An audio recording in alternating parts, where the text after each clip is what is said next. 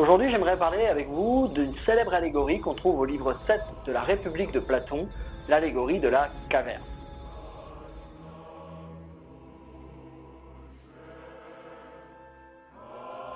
De quoi parle-t-elle? La première phrase du texte nous le dit assez clairement. L'état de notre nature relativement à l'instruction et à l'ignorance. Ce dont parle Platon à travers cette image, c'est de la connaissance, de notre passage de l'ignorance à la connaissance. Et plus exactement, de la raison pour laquelle nous sommes le plus souvent dans l'état d'ignorance et de ce qu'il faut réaliser pour obtenir la connaissance. Alors comment expliquer cette image? Elle est assez simple, au fond, si on veut la présenter en termes contemporains. Imaginez une de ces vieilles salles de cinéma dans lesquelles on entend encore la bobine tourner, dans lesquelles on peut encore fumer, qui est une salle obscure par définition. Et imaginez que, au fond de cette salle de cinéma est projeté un film en noir et blanc. Francesco Messana, in nome della legge ti dichiaro in arresto. Ce film-là, il est imposé à des spectateurs qui sont des spectateurs un peu particuliers parce que ce sont des prisonniers. Ce sont des hommes qui sont enchaînés depuis leur naissance dans cette situation de spectateurs. Ils ne peuvent, en raison des chaînes qui les retiennent, ni regarder à gauche, ni regarder à droite. Ils ne peuvent regarder que devant eux. La seule chose qu'ils voient, la seule chose dont ils ont connaissance, ce sont les films qui sont projetés. À ce stade de la présentation de la situation par Platon, on peut poser deux questions. D'abord, pourquoi sont-ils enchaînés? Quelles sont ces chaînes qui les retiennent? Et puis, deuxièmement, une question plus importante, plus difficile, qui choisit le film? Qui est le scénariste qui montre un film particulier à ses prisonniers, qui les prive de la connaissance du réel? L'interlocuteur de Platon, à ce stade, remarque une chose. Voilà d'étranges prisonniers, dit-il, et une étrange situation. Socrate répond immédiatement en disant « il nous ressemble ». Il ne faut pas oublier dans toute l'analyse de cette allégorie que les prisonniers, c'est nous. C'est nous qui sommes enchaînés et qui ne pouvons ni regarder à droite ni regarder à gauche. C'est nous qui sommes comme obnubilés par cet écran. C'est nous qui sommes comme obnubilés par ce spectacle qui est devant nous, qui nous fait croire connaître les choses, mais qui n'est rien d'autre qu'un film qui nous est imposé. Cette situation, quant à la connaissance, montre à quel point les prisonniers sont en réalité extrêmement ignorants. La seule chose qu'ils connaissent, c'est le film qui passe devant eux. Mais ce film n'est pas la réalité.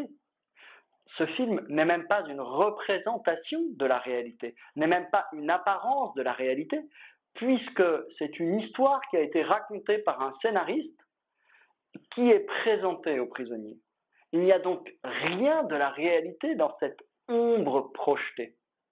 Ainsi, les prisonniers sont dans une confusion. Ils prennent le film, ils prennent cette apparence de la réalité pour la réalité. On peut donc dire qu'ils sont dans une erreur très profonde. Cette erreur est d'autant plus profonde qu'elle n'est pas consciente d'elle-même. Les prisonniers sont tellement dans l'erreur qu'ils croient posséder la vérité. C'est ça la véritable erreur. C'est croire posséder la vérité de façon tellement puissante qu'on n'est pas capable de la remettre en question pour se demander si nous ne sommes pas dans l'erreur. Et là, les prisonniers sont dans un tel état d'ignorance qu'ils prennent leur connaissance de leurs ombres au carré comme étant la connaissance de la vérité. Voilà pourquoi ces prisonniers sont dans l'erreur. Profitons-en pour rapidement faire une analyse des concepts de vérité et d'erreur. D'abord, si je vous dis que cette porte est bleue, c'est faux. Ce n'est pas la couleur qui est fausse. La couleur, en réalité, couleur bois, elle est ce qu'elle est. La réalité, elle est de l'ordre de l'être. Ce qui est vrai ou ce qui est faux, c'est le discours, la proposition, la pensée. Ainsi, première chose à noter, La vérité et la fausseté sont des propriétés du discours, des propositions. Et un discours est dit vrai, cette porte est couleur bois, lorsqu'elle dit la réalité telle qu'elle est. Un discours est dit faux lorsqu'il dit la réalité telle qu'elle n'est pas. Ceci est un hippopotame violet. À ce moment-là, le discours ne dit pas ce qui est en réalité, n'est pas en adéquation avec la réalité, il est donc faux. Alors toute la difficulté évidemment est de savoir comment on distingue un discours vrai d'un discours faux.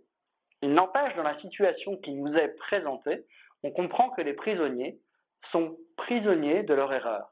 Ils n'en sont pas responsables. La situation de prisonniers depuis toujours les a toujours conduits à ne voir que cela.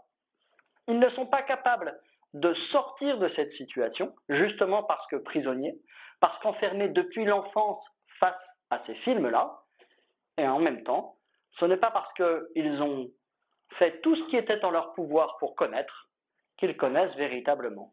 Voilà des prisonniers enchaînés dans l'erreur. Tu vois, c'est ici que la pellicule risque de prendre feu, pour un rien. Alors si ça arrive, il faut que tu coupes là et là, pour éviter que ça gagne les deux bobines, t'as compris? Oui, Alfredo. Non, non, non, non, oh non, c'est pas du possible.